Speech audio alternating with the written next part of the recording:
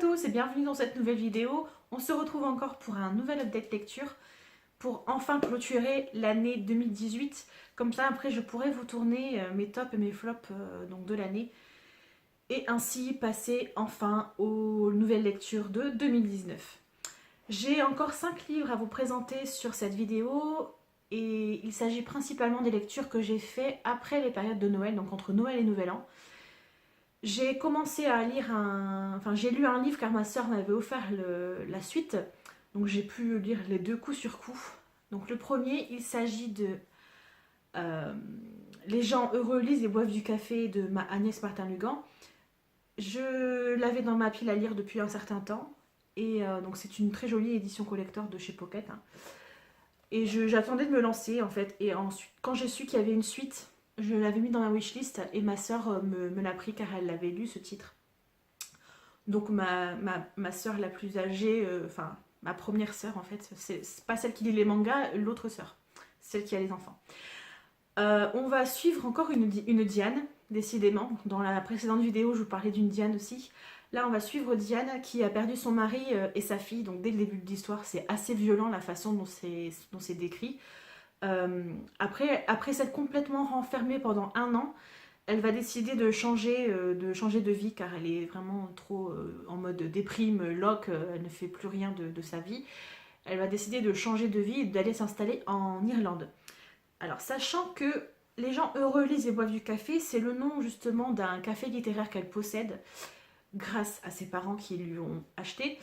Elle le gère avec son meilleur ami euh, qui est très un peu stéréotype du mec qui s'éclate, qui fait la fête dans les nuits parisiennes, qui ne rappelle jamais ses conquêtes d'un soir. Et j'ai trouvé ça. C'était assez rigolo, même s'il était assez cliché dans ce roman-là, en tout cas, pas dans la suite, un peu moins. Bref, j'ai adoré le fait qu'elle aille s'installer en Irlande, qu'elle sorte de son cocon et qu'elle décide de prendre justement sa vie en main. L'ambiance qu'on découvre en fait en Irlande m'a énormément plu, hein, comme vous devez vous en douter.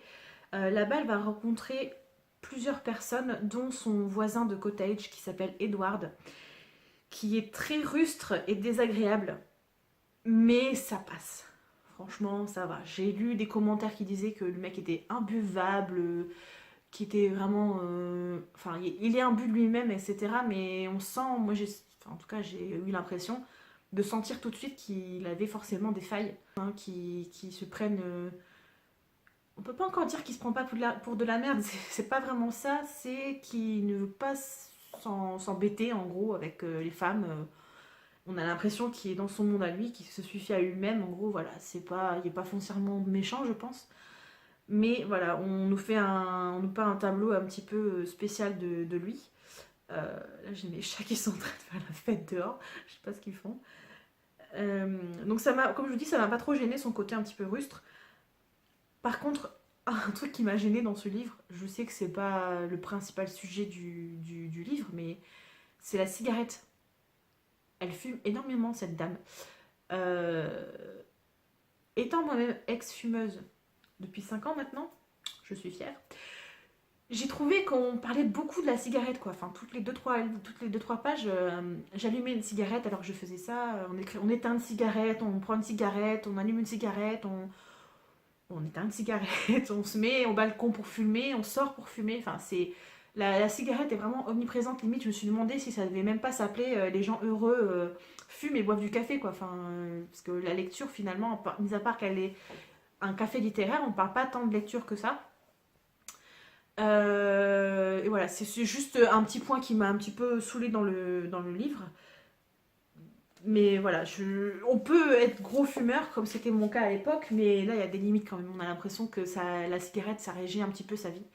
Alors que c'est pas le principal sujet du livre, hein. Je pense aussi que c'est pour nous montrer un petit peu le portrait assez torturé quand même de Diane, qui a du mal, en même temps, se remettre de la mort d'un enfant, je crois que c'est impossible. Mais voilà, de faire le deuil de sa famille passée, c'est très compliqué pour elle. Elle va rencontrer de nouvelles personnes en Irlande. Un petit peu à la fois, elle va remonter la pente, hein, bien évidemment. Je ne pense pas qu'elle arrête de fumer à un moment donné. Euh, Par contre, à chaque fois qu'elle a des petites contrariétés en Irlande, elle va non plus fumer, mais beaucoup noyer son chagrin dans l'alcool. Alors, c'est pas forcément mieux. C'est lâcher une addiction pour en trouver une autre, c'est pas la solution à tout.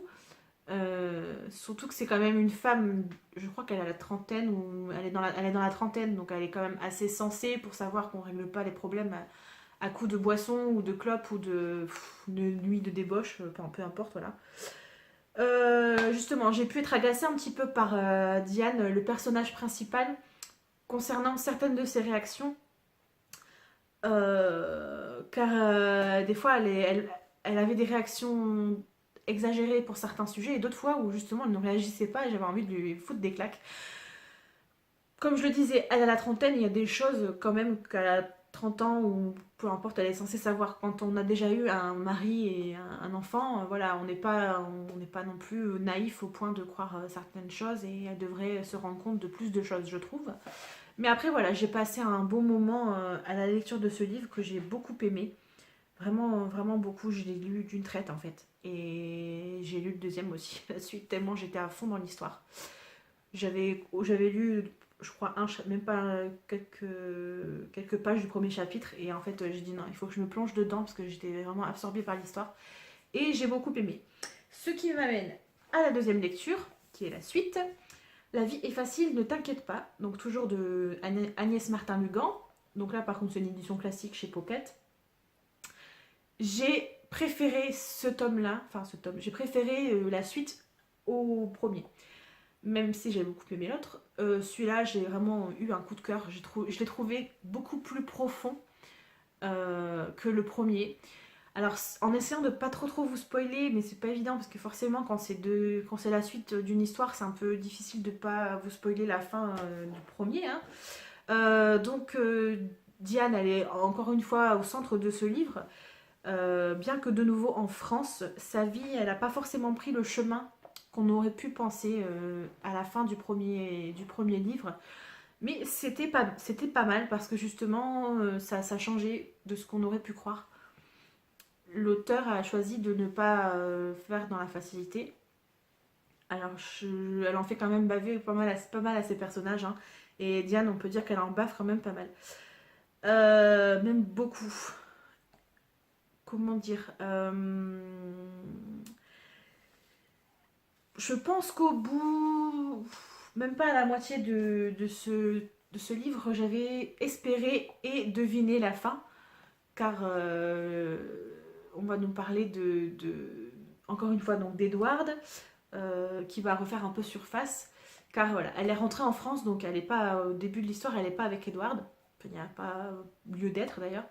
Euh, elle est bien à Paris, elle a repris un petit peu sa vie en main, elle est maintenant épanouie dans son travail, tout se passe bien. Son meilleur ami d'ailleurs, Félix, s'est trouvé aussi un petit peu.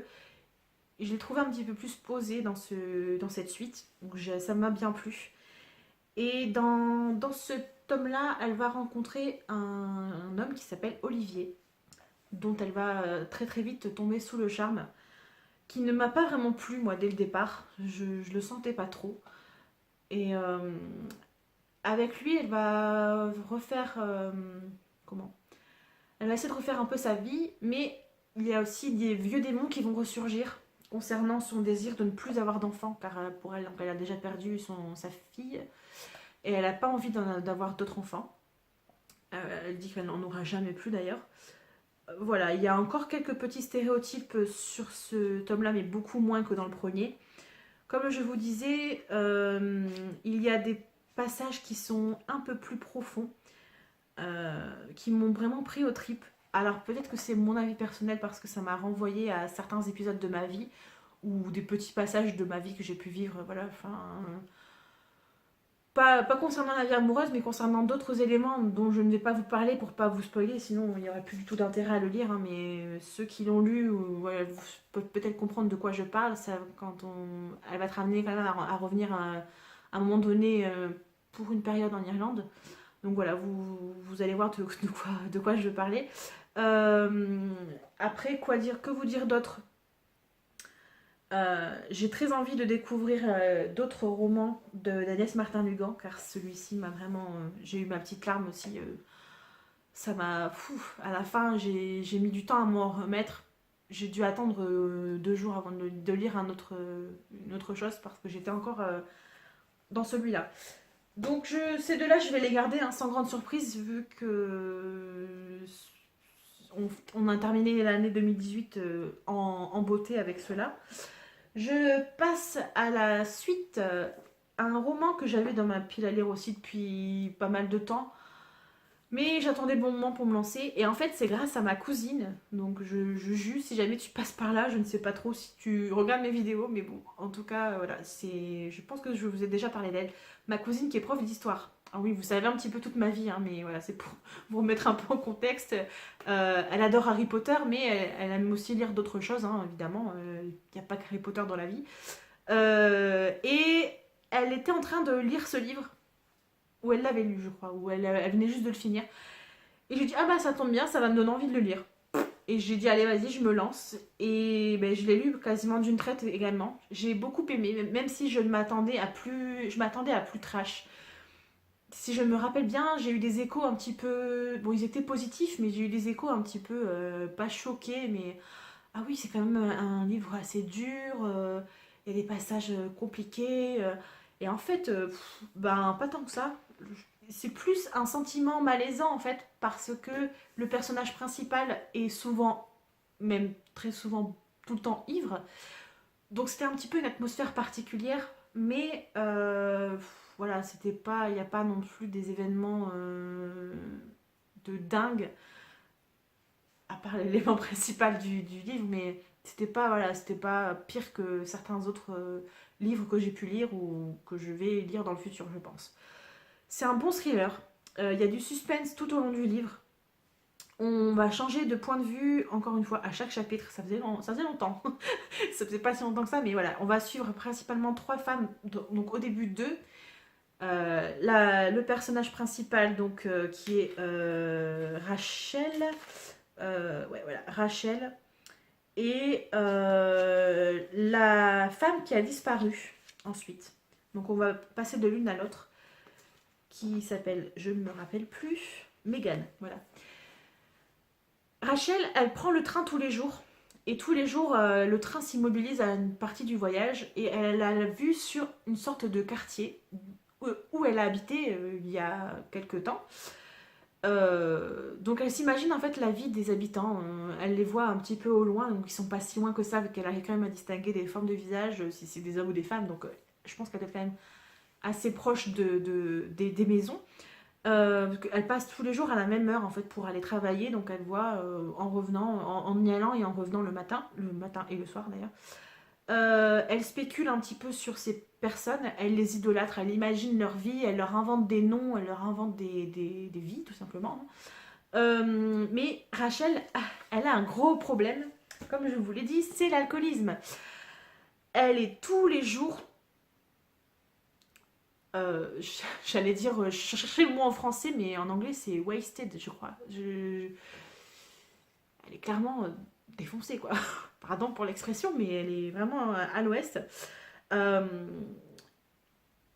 Très vite, on apprend un jour que une habitante donc, de ce fameux quartier qu'elle observe tous les jours a disparu. Euh, et on va entrer en enquête avec Rachel et l'entourage, hein, pour savoir ce qui s'est passé. Donc entre fiction et réalité, qu'est-ce qui s'est vraiment produit, car c'est bien beau d'imaginer la vie des gens, mais en fait ces gens ont une véritable existence et ils ne s'appellent pas, je sais pas, c'est pas Brian ou Jason. Jason, elle l'avait nommé Jason et la fille, je sais plus. Et Jess, voilà, elle les avait nommés Jason et Jess, je crois. Et en fait, bon, ils s'appellent pas du tout comme ça. Hein. La femme s'appelle Megan et son mari, j'ai oublié. Euh, donc on va suivre l'évolution de Rachel. Parallèlement à ça, elle perd son travail, car elle est tellement tout le temps bourrée que elle se fait virer de son job. Mais elle ne le dit pas à sa colocataire, car n'ayant pas beaucoup de moyens, elle habite en colocation avec une amie. connaissance du lycée, je crois, ou je ne sais plus trop comment ça s'est fait.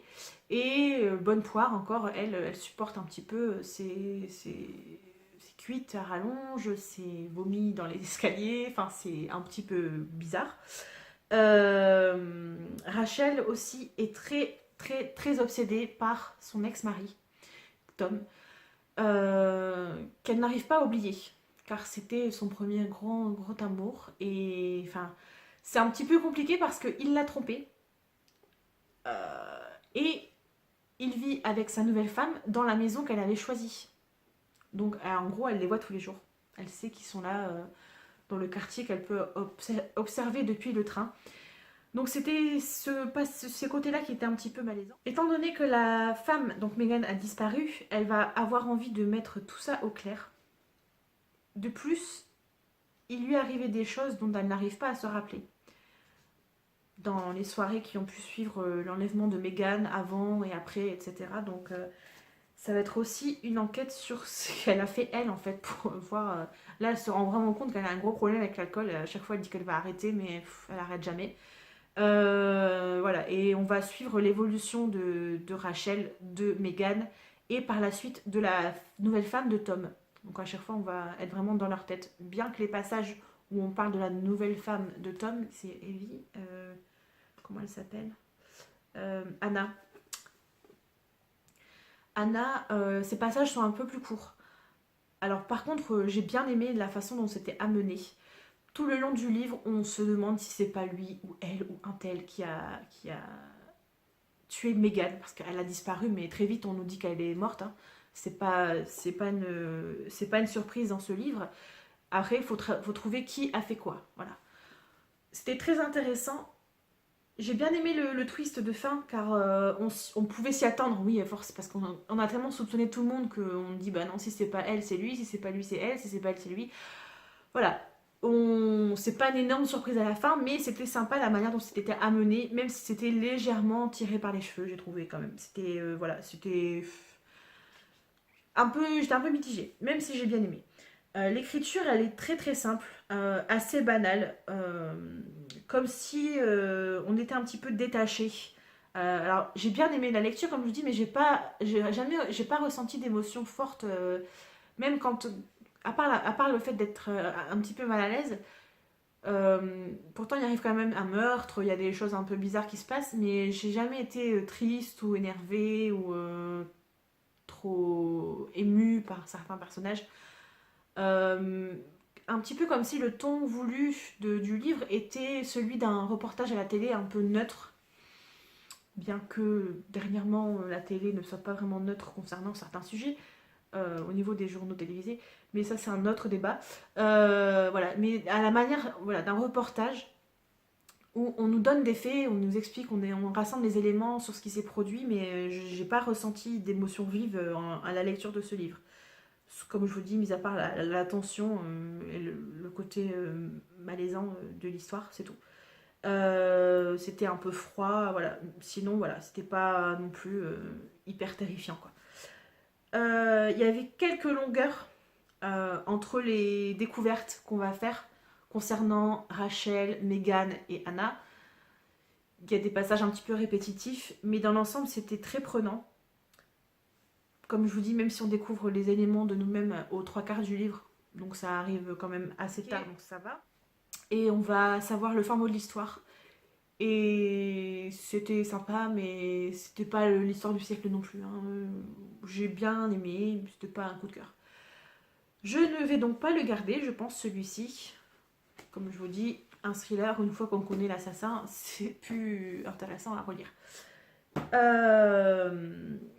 Je pense peut-être soit le faire gagner en concours ou alors le mettre pour mon projet futur. On passe maintenant à une autre lecture que j'ai vue passer. Je l'avais prévu de le lire ce mois de décembre. Je l'ai acheté dès sa sortie. Je l'ai vu passer sur la chaîne d'Amélie. Je vous mets le lien de sa chaîne en barre d'informations. Elle m'a donné envie de le lire en fait. J'avais prévu de le lire, mais le fait de l'avoir vu passer dans son vlog, 31 jours, 31 livres qu'elle a fait avec Sabrina, Pareil, je vous mets le lien en barre d'infos pour aller vers sa chaîne. Elle discutait un petit peu des lectures qu'elle faisait tout le long du mois de décembre et Amélie donc a lu 13 à table de plusieurs auteurs. C'est la 5e édition de ce livre et tous les bénéfices, enfin un livre égale 4 repas, donc en fait les bénéfices sont reversés à l'association des Restos du Cœur pour financer les repas donc. Ça me tenait à cœur, sachant que ça fait déjà plusieurs années que je donne tous les mois au Resto du Cœur une petite somme, parce que je le peux. Voilà, donc je vous encourage à le faire si vous le pouvez. Ça me tenait à cœur de faire ça au moins pour une association, sachant que je ne suis moi-même pas. Bon, après, voilà, je suis pas riche, attention, je suis loin d'être riche, mais je ne suis pas dans la pauvreté. Je suis consciente quand même qu'il y a des gens qui sont très très pauvres en France. Il n'y a pas besoin d'aller dans les pays en voie de développement ou sous-développés, hein. En France, il y a aussi de la misère, des gens pauvres ou qui ont eu des situations de vie qui ont changé suite à des fois des événements tout bêtes comme des séparations, des pertes d'emploi ou plein de choses. Donc ça me tenait à cœur de me procurer ce livre. Je ne vais pas m'étendre plus sur le sujet. Je vous mettrai un lien en barre d'infos pour aller vers le site des Restos du Cœur si vous souhaitez en savoir un peu plus. Ou pourquoi pas essayer de faire des micro-dons ou des systèmes, voilà, vous pouvez faire. Vous n'êtes pas obligé de faire un gros don de 500 euros, 1000 euros, voilà, vous pouvez faire des petites sommes tous les mois, 5, 10 euros, 15 euros, 20 euros, ce que vous pouvez. Et je trouve ça important quand on peut de le faire. Parenthèse fermée, ce livre était intéressant car plusieurs auteurs très connus ont écrit des nouvelles. Donc il y a 13 nouvelles et 15 auteurs en tout, au total, je crois, parce qu'il y en a qui ont été écrites à deux. Je vais vous dire tous les auteurs qu'il y a dans ce livre. Philippe Besson, Françoise Bourdin, Maxime Chatham, François Despenoux, Éric Giacometti, Karine Guébel, Philippe Jaénada, Alexandra Lapierre, Agnès Martin-Lugan, Véronique Ovaldé, Romain Puertolas, Jacques Raven, Tatiana de Ronet, Leila Slimani et Alice Zénité. Je ne vais pas vous résumer chaque nouvelle car ça ferait beaucoup. Ça ferait vraiment beaucoup. Je vais tenter de vous, juste avec le titre, de vous dire celle que j'ai préférée. Alors, désolée si ça fait un peu fouillis, mais je l'avais mis en commentaire sur Livre Addict. J'ai un commentaire un petit peu plus détaillé sur sur les nouvelles que j'ai beaucoup aimées. Alors, la première, clairement, ça m'a pas marqué. La seconde de Françoise Bourdin, j'ai bien aimé, mais sans plus non plus. Celle de Maxime Chatham était très intéressante car différente de ce que j'ai l'habitude de lire peut-être. Et le twist de fin était intéressant. Voilà, j'ai été surprise par la fin, donc c'était très sympa à lire. Ensuite, celle de François Despenoux, Big Real Park, la fête commence. Oui, c'était intéressant, mais un peu space aussi, hein. Ceux qui l'ont lu savent de quoi je parle. Ensuite, concernant la nouvelle de Éric Giacometti et Jacques Raven, donc Nuit d'ivresse, c'était pas un truc de fou non plus. Ça m'a pas trop marqué. Une que j'ai par contre beaucoup aimée, c'est celle de Karine Guébel qui s'appelle Dans les bras des étoiles, où on va suivre en fait un SDF et on va suivre un petit morceau de sa vie. Voilà, donc ça m'a assez touchée. Sachant, il y a quand même pas mal de nouvelles en rapport avec justement les personnes dans la difficulté ou ayant vécu des choses très dures ou voilà, un petit peu dans ce rapport, j'ai l'impression quand même. Donc là, peut-être que c'est pour ça que cette nouvelle m'a particulièrement plus touchée dans les bras des étoiles, car on suit la vie d'un SDF avec son chien. Et c'était assez prenant. Après, il y avait celle de Philippe Jaénada, Une vie défaite, qui se passait au 19e siècle.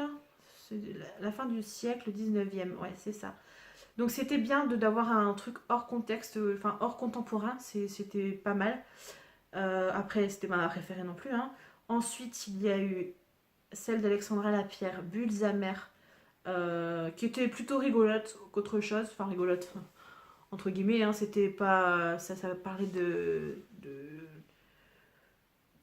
deux femmes qui devaient recevoir un prix Nobel, je crois, ou un prix pour leur œuvre. Et enfin, c'était voilà, c'était un peu bizarre, mais c'était sympa.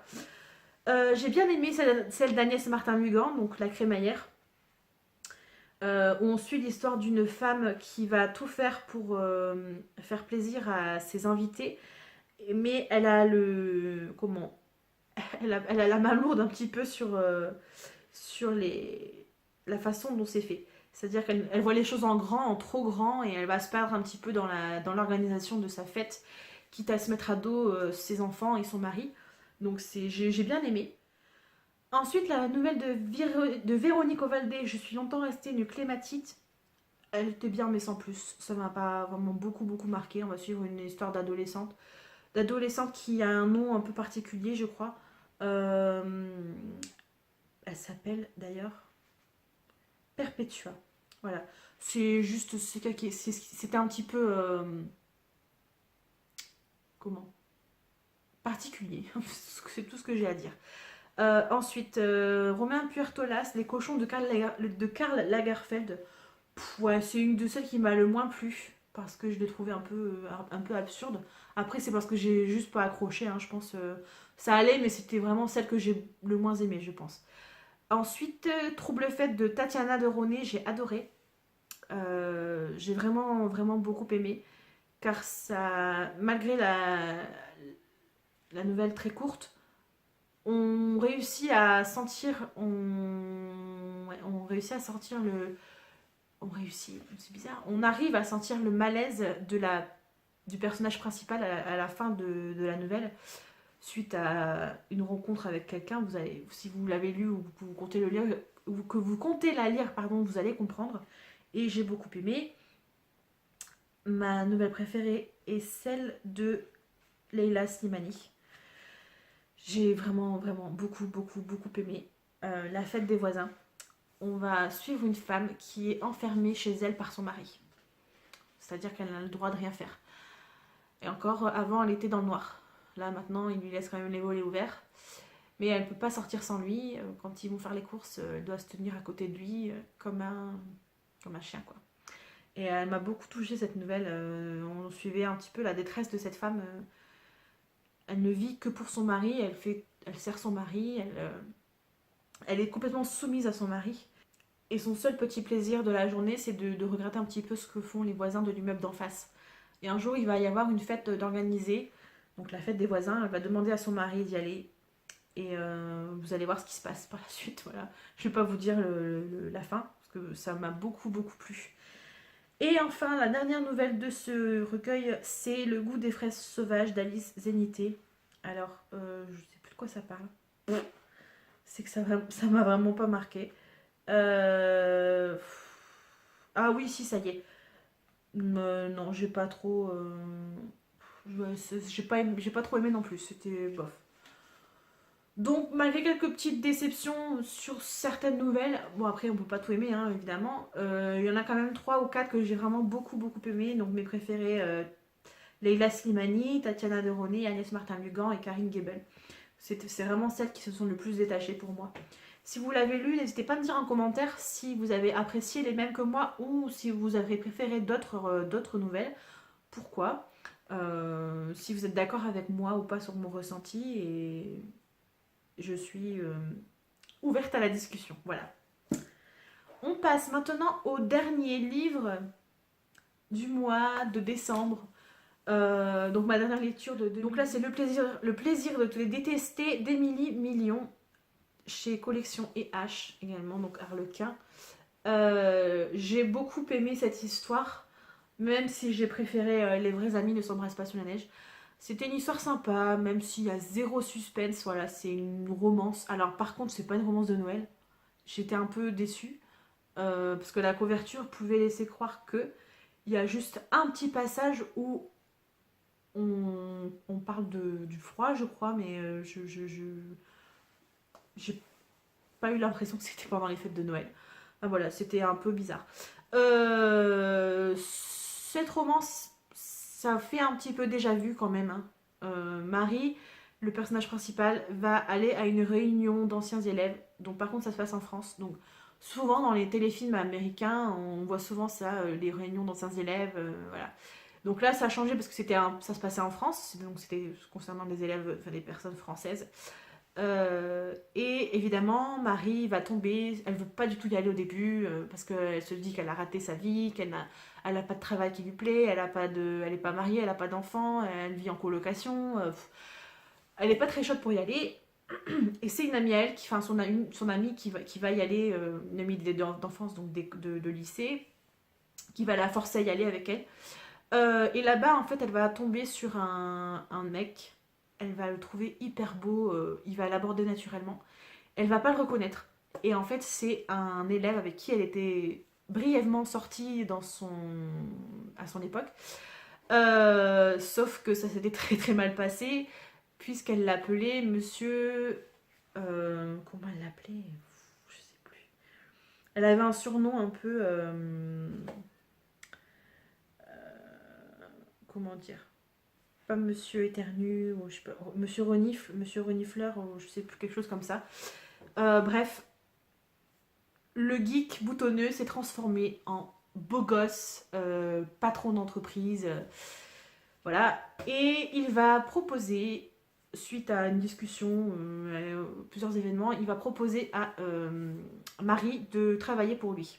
Alors, après un petit peu d'hésitation en disant c'est bizarre, je l'ai fait souffrir dans mon enfance, dans mon adolescence, pourquoi il veut m'embaucher, est-ce que c'est pour se venger, comme dans Mortel Saint-Valentin avec David Boreanaz, voilà, j'ai bien aimé la référence parce que j'ai vu le film, donc ça m'a parlé. Mais après, voilà, c'était pas oufissime non plus. Très très vite quand même, ils vont succomber l'un à l'autre. Il y a zéro suspense, hein, je vous dis, donc je vous spoil rien, hein, car on sait qu'ils vont tomber amoureux. Ce que j'ai bien aimé, par contre, c'est que lui, donc il s'appelle David, comme David Boreanaz, justement, il a une fille et elle va devoir composer avec ça. De plus, elle se retrouve à travailler donc pour lui et il travaille encore avec son ex-femme. Donc tout ça, il y a plusieurs éléments un petit peu compliqués pour elle à gérer. Mais j'ai bien aimé. Alors même s'il y a certains passages qui ont fait clairement référence à 50 nuances degrés, genre quand elle envoie un email à son patron en disant des choses un peu... Enfin, osé, non, c'était même pas osé, hein, c'était bidon, quoi. C'était pas... C'était juste pour dire qu'il lui faisait de l'effet, quoi, en gros, mais... C'était pas très très loin de 50 nuances degrés, même si 50 nuances degrés non plus c'est pas ouf, hein, on est d'accord. Mais voilà, ça m'a fait penser un petit peu à ça, donc c'était un petit peu pareil que déjà vu. Voilà, c'est c'est pas l'histoire du siècle, hein, je le dis honnêtement. Même si j'ai passé un bon moment, c'est sympa à lire en cette fin d'année, c'était très agréable de lire quelque chose de léger comme ça. Euh, Même si j'aurais aimé que les personnages se cherchent un peu plus, que ce soit pas si évident et qu'on tombe pas trop dans les clichés, ce qui est un petit peu le cas malheureusement. Euh, Sinon, voilà, j'ai rien d'autre à dire de plus sur cette lecture. Je ne vais pas la garder car j'ai passé un bon moment et voilà, je le relirai pas, je pense, ça vaut pas, à mon sens, ça vaut pas le coup d'être lu dans quelques années, hein, c'est pas... En général, les romans, voilà, une fois que vous savez comment ça se termine, je sais pas comment expliquer, c'est comme les films d'amour. Je vais plus prendre plaisir à regarder des films fantastiques ou d'action que les films à suspense et histoire d'amour, car on sait la fin une fois qu'elle est établie. Voilà, ça clôture vraiment l'histoire. Je sais pas si vous voyez ce que je veux dire. Dans d'autres films, on a des fins un peu ouvertes, on peut imaginer ce qui va se passer, alors que souvent dans les histoires d'amour, tout est bien qui finit bien dans 95% des cas, à Hollywood en tout cas. Et pareil enfin, j'allais dire les thrillers, les films d'horreur, gore, voilà. Une fois que la personne a réchappé de la mort, que tout le monde est mort sauf elle ou sauf lui, souvent c'est les filles, voilà, on connaît l'assassin et il n'y a plus trop d'intérêt à revoir le film, voilà, plusieurs années après, en tout cas à mon sens à moi. J'espère que la vidéo vous a plu. N'hésitez pas à me dire en commentaire si vous avez lu certains de ces titres, si vous pensez à d'autres livres, si vous me conseillez d'autres lectures. Je suis curieuse de voir un petit peu ça. Je vous dis à très bientôt pour une prochaine vidéo qui, je pense, sera mes tops et flops de l'année 2018, que j'essaierai de poster juste après cette vidéo aussi. Donc là, vous avez le temps, ce sera à mon avis presque fin janvier, je pense. Je vous dis à très bientôt, portez-vous bien, profitez de la vie et c'est tout. Ciao ciao.